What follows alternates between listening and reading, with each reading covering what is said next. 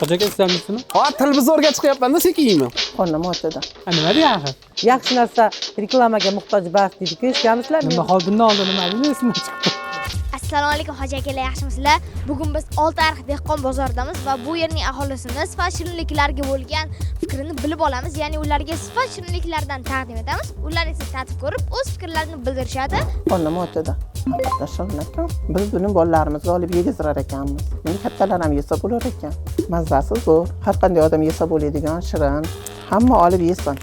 Hammaga tavsiya qilaman. Nima deyapsiz? Sifat pechenniklari juda yaxshi, sifatli. O'zimizdan yeymiz. Baholar ham zo'r. Qo'jaga islamlikmi? Padushkamiz o'ta shirin, mazali, shikolatli, juda zo'r. Klientlarga tavsiya qilamiz. Juda yaxshi mahsulot. Nima hozirdan oldin nima dedi esimdan chiqdi.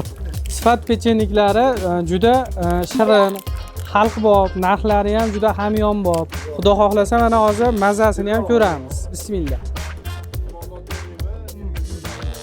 Juda shirin sifat.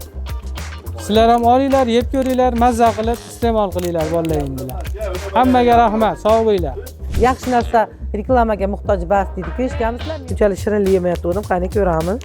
Ammo yomon hali saharin qo'shganmi, saharmi bilib olaman. Qalbakimi yo'qmi?